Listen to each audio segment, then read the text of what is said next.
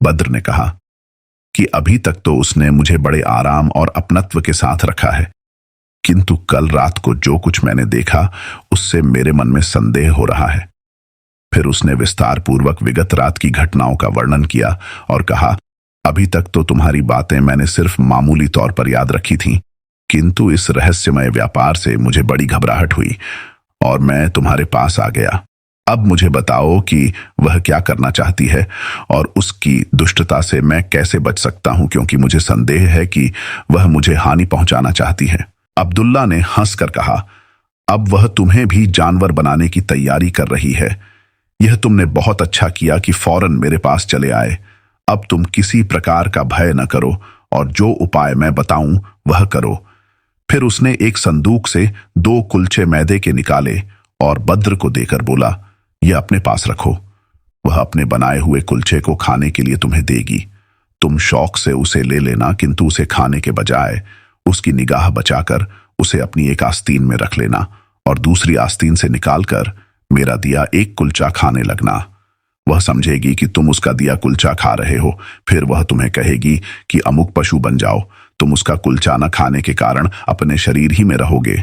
वह आश्चर्य करेगी, किंतु तुम उसके शब्दों या कार्यों पर प्रकटता कुछ ध्यान न देना। फिर होशियारी से उसका बनाया हुआ कुलचा उसे यह कहकर खिला देना कि यह अब्दुल्ला ने तुम्हारे लिए भेजा है। जब वह अपना बनाया कुलचा खा ले तो उसके मुंह पर पानी के छींटे देना और कहना, अमुक पशु बन जा। उस समय तुम जिस पशु का नाम लोगे वह वही पशु बन जाएगी। फिर तुम उसे मेरे पास ले आना और उसी समय हम लोग यह तय करेंगे कि उसका क्या किया जाए। बद्र को अब्दुल्ला की योजना बहुत पसंद आई। वह तेज तर्रार आदमी था और लोगों की निगाहों से बचाकर चीजों को कुशलतापूर्वक छुपा लेने में प्रवीण था। उसने कई बार बूढ़े की योजना को उसके सामने दोहराकर हृदयंगम कर लिया और बाहर आकर घोड़े पर सवार होकर महल की ओर चल पड़ा।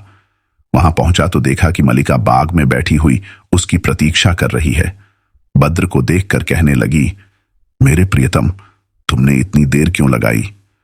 तुम जानते हो कि मैं तुम्हारे बगैर एक क्षण भी नहीं रह सकती। बद्र ने कहा, मुझे भी तुमसे अलग होकर अच्छा नहीं लगता, लेकिन मैं क्या करता। चचा ने बहुत दिनों तक खोज खबर न लेने पर मुझसे बहुत देर तक शिकायत का सिलसिला जारी रखा। उन्होंने मेरे लिए भांति भांति के खाद्य पदार्थ तैयार किए, किंतु मैं यहां आकर तुम्हारे साथ भोजन करने का इच्छुक था, इसलिए थोड़ा सा मुंह जूठा भर कर लिया। मेरे चचा ने तुम्हारे लिए भी एक कुलचा भेजा है और प्रार्थना की है कि इसे जरूर खाना।